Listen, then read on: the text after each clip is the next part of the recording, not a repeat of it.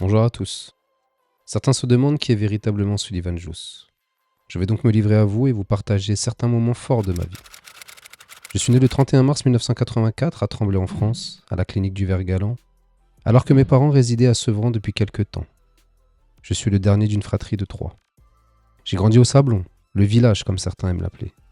J'y ai fait mes premiers pas, fréquenté mes premières écoles, joué de mes premiers instruments, touché mes premiers ballons de foot dans les rues de notre ville, puis dans le club de l'US Sevran en tant que joueur puis gardien de but. J'étais musicien comme mon père, mais ne jouais pas le même instrument. Il était tubiste, j'étais batteur, percussionniste, puis pianiste. Le collège fut pour moi la période des classes à horaires aménagés. D'abord musicale en 6e et 5e, puis celle du football en 4e et 3e, car j'ai eu le privilège d'entrer à l'Institut national du football de Clairefontaine à l'âge de mes 13 ans. Ce fut un sacré tournant dans ma vie de jeune adolescent. J'ai eu la chance de côtoyer les plus grands, de voir s'entraîner l'équipe de France championne du monde 98 et d'échanger avec certains de ses joueurs emblématiques. J'ai été coaché par des entraîneurs de renom et de grande qualité. Ma progression m'a offert le privilège de représenter ma patrie, la France, en portant fièrement le maillot tricolore lors de diverses sélections. J'ai ensuite intégré le club du Paris Saint-Germain à l'âge de 16 ans pour une durée de 4 ans. Des années inoubliables à progresser aux côtés d'un certain Ronaldinho, mais aussi Paoletta ou Letizy et tous les autres bien sûr. J'avais la lourde charge de défendre la cage, de défendre le but. J'étais ce dernier rempart face aux offensives adverses qui devaient provoquer la sagesse de ma riposte et l'efficacité de ma parade. Ce n'est pas par hasard que l'on attribue le numéro 1 au gardien de but, car la priorité d'une équipe c'est de savoir défendre, car l'invincibilité appartient à la défense, et savoir se défendre est une autre façon de vaincre. J'ai obtenu mon baccalauréat scientifique à 18 ans. Je voulais poursuivre mes études pour devenir kinésithérapeute et ainsi apporter une parade à l'agression de la douleur physique, mais les contraintes du haut niveau sportif m'en ont empêché. J'ai donc passé un brevet d'état d'éducateur sportif pour anticiper une possible reconversion en tant qu'entraîneur de football afin de transmettre l'héritage de sagesse qui m'a été offert dans le domaine. Je suis ensuite parti dans le sud, à l'AS Cannes, prendre un peu de soleil tout en continuant ma passion. Mais à la fin de saison, mon père s'en est allé à l'âge de 49 ans. Un départ prématuré quand on n'a que 21 ans, une disparition qui vous déboussole. Je lui ai rendu hommage dans une vidéo publiée récemment pour les 20 ans de son décès. C'était un homme bien, un homme inspirant. Ma mère m'a incité à poursuivre ma carrière de footballeur malgré ma volonté de rester auprès d'elle pour partager notre douleur. De son côté, elle a entamé sa carrière au service de la collectivité sevranaise pour devenir ATSEM à l'école Victor Hugo jusqu'à ses 67 ans et son départ à la retraite obligatoire. Elle vit toujours dans notre maison familiale. De mon côté, je suis allé en D1 irlandaise avant qu'une blessure importante m'écarte des terrains, pas définitivement, mais pour un certain temps. J'ai dû mener l'un de mes premiers combats pour le droit dans un pays qui n'était pas le mien, mais dont j'ai apprécié les membres qui m'avaient chaleureusement accueilli. Un combat pour ma dignité et celle de mes collègues belges et français, à qui les salaires ont été coupés du jour au lendemain malgré nos contrats. Une lutte acharnée qui s'est terminée par une victoire en justice, après avoir reçu de nombreuses menaces verbales et physiques. Un groupe d'individus dotés d'armes blanches était venu devant nos domiciles pour nous intimider et avait été jusqu'à caillasser nos maisons avant que la police arrive. Retour en France en 2006, pour une double opération et le début d'une longue rééducation.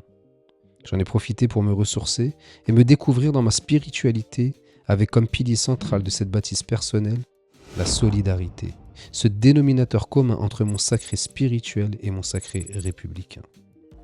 J'ai ensuite repris le chemin des terrains en Normandie puis dans les Vosges. En 2008, je me suis marié à une femme extraordinaire. Je ne me voyais pas le faire ailleurs que dans ma ville de cœur, Sevran. Mon épouse et moi sommes revenus nous installer à Sevran, nous avons accueilli nos 3 enfants. J'ai continué le football dans divers clubs de la région, mais fus contraint de mettre un terme définitif à ma carrière en 2014 suite à la rechute répétitive d'une blessure liée à ma première opération. J'ai tout naturellement intégré des clubs en tant qu'entraîneur de gardien de but afin de transmettre ma passion et toute la pédagogie que j'ai reçue de la part de mes entraîneurs en y ajoutant ma touche personnelle. Je voulais transmettre cet art de la riposte. Depuis 3 ans maintenant, j'ai pu revenir dans le club qui m'a vu débuter, celui de ma ville de cœur et d'action, le FC Sevran en tant qu'entraîneur des gardiens de notre équipe Fagnon. Depuis 2010, j'ai parallèlement débuté ma formation en arts martiaux. Ma mère n'avait jamais voulu que j'en fasse étant jeune, moi qui étais fan de Rocky Balboa. Mais j'étais devenu grand, et la rencontre que j'ai faite dans ce dojo de Sevran a chamboulé ma vie. J'ai eu l'honneur d'entrer dans une véritable école de vie dans laquelle j'ai appris beaucoup, et dans de nombreux domaines. Mon formateur étant victime à l'époque de harcèlement discriminatoire au sein de son milieu professionnel, j'ai eu la volonté de lui apporter mon soutien, car je considère qu'une injustice faite à un seul est une menace faite à tous, comme le disait Montesquieu. Mais la volonté ne faisant pas l'intelligence, il a dû me former au sein de l'organisation de défense des droits humains qu'il avait créée à cet effet. J'ai ainsi converti la rigueur militaire héritée de mon père en militantisme associatif au service de la défense des intérêts collectifs de notre nation. J'ai appris la matière du droit, cette discipline indispensable à la préservation de la sûreté et de la sécurité. J'ai également appris la communication, la gestion associative, l'art de gouverner, et j'ai débuté ma carrière audiovisuelle en tant qu'intervieweur de haute personnalité.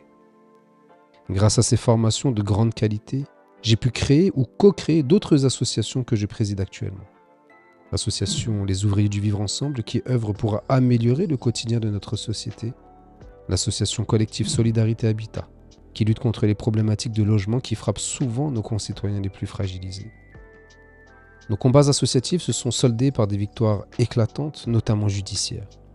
Nous avons pu créer des précédents en matière de sûreté et de sécurité. Notre expertise, reconnue dans le domaine, m'a permis de devenir intervenant en milieu scolaire afin de sensibiliser nos jeunes générations à la lutte contre le harcèlement, les discriminations, le racisme et les violences en général. Nous avons également formé des jeunes à l'outil numérique et les avons accompagnés à produire un documentaire pour sensibiliser sur le danger des écrans. Notre qualité de travail est aujourd'hui plébiscitée par de hautes autorités au niveau national. Nous travaillons à l'amélioration de la protection de 2 millions de personnes sur l'Hexagone en matière de harcèlement et discrimination. C'est en 2017, avec nos équipes associatives, que nous avons lancé notre combat contre le logement indigne à Sevran, après que les conditions de vie de certains Sevranais se soient considérablement dégradées. Nous avons réussi à faire bouger les lignes pour un retour à la dignité de nos camarades sevranais. C'est à la suite de ce combat que j'ai intégré le Conseil citoyen du quartier Mons-le-Pont-Blanc. J'y ai apporté mon expérience et ma qualité juridique. Avec l'association Les Ouvriers du Vivre Ensemble, nous avons mis en place une idée originale de mon formateur, un tournoi d'overcart sur la ville, avec des rencontres interquartiers et de superbes lots à gagner. Une initiative qui a ravi les plus jeunes comme les moins jeunes et qui a permis la rencontre d'habitants de quartiers différents, la création de liens intergénérationnels par une pratique mixte, soucieuse de l'égalité entre les femmes et les hommes, et qui permettait parallèlement de sensibiliser sur l'écologie et la sécurité routière. Entre 2016 et 2018, j'ai également participé à la vie économique sevranaise avec la co-gestion de la pizzeria des Sablons, que nous avions rebaptisée Pizza Village. Dans la prolongation de mon cursus martial, la formation que j'ai reçue m'a permis d'intégrer un club de judo jiu-jitsu, de passer ma ceinture noire et de devenir formateur. Vous voyez que ma vie a toujours été orientée vers la défense. J'étais le gardien de mes équipes pour protéger nos intérêts collectifs des offensives adverses par l'exercice de la légitime défense. Je suis à la défense des personnes attaquées dans leurs droits les plus fondamentaux. Je suis président d'associations de défense des droits civiques. Je suis formateur en légitime défense et expert en sûreté civile. Je suis formateur de gardien de but, professeur de judo jiu-jitsu, un art porté lui aussi sur la défense et l'art de la riposte. Mon envie de servir ne pouvait se circonscrire. J'ai considéré que mes compétences devaient servir au plus grand nombre. C'est le reflet de l'héritage solidaire reçu de ma mère, qui a donné de son temps de vie pour être auprès des enfants et ainsi protéger et éduquer l'avenir de notre nation. C'est pourquoi, en 2020, j'ai été candidat aux élections municipales de notre ville. L'idée d'entrer en politique ne m'avait jamais effleuré auparavant, mais lorsque la nécessité l'oblige, nous devons prendre nos responsabilités. Ma décision a été facilitée par la présence à mes côtés de personnes de haute confiance et de grande intelligence. Grâce à la mobilisation de mes concitoyens dans les urnes pour les bâtisseurs d'égalité, j'ai pu intégrer le conseil municipal de notre ville pour un mandat de probité, de justice et de vérité. Les valeurs de notre mouvement nous empêchaient de faire alliance avec le troisième candidat. Si nous l'avions fait, nous aurions emporté les élections dès notre première participation. Mais rien ne vaut la loyauté à ses principes, à ses valeurs et à ses collaborateurs. Lors de ces 6 années de mandat, je pense avoir été à la hauteur de votre confiance par l'exercice du droit de la transparence. J'ai défendu les Sevranaises et Sevranais, particulièrement face aux atteintes à leur dignité dans le sacré familial. J'ai défendu le service public communal en accompagnant certains de nos agents face à des injustices subies de la part de leur employeur, le maire Stéphane Blanchet, y compris jusqu'au conseil de discipline à Pantin. J'ai fait respecter le droit au sein du conseil municipal par l'exercice de la parade judiciaire. J'ai également défendu le sacré de la liberté d'expression politique des citoyens sevranais qui ont été discriminés par une censure injustifiée. J'ai gagné l'intégralité de mes procès contre les conseillers municipaux qui ont tenté de me faire taire par l'exercice judiciaire. Certains sont aujourd'hui poursuivis pour des faits extrêmement graves. J'ai défendu le sacré des deniers publics sevranais en dénonçant publiquement ou aux autorités judiciaires des infractions en matière de gestion financière, les gabegies et les projets qui ne respectent pas la hiérarchie des priorités de vie de nos concitoyens sevranais. Pour avoir dénoncé des vérités qui dérangent, certaines autorités ont calomnié à mon sujet et à propos de mon formateur, au point d'envoyer injustement des forces de police à mon domicile à 6 heures du matin, cagoulés, armés, forçant la porte de mon domicile au bélier avant de braquer ma femme et mes enfants au fusil d'assaut.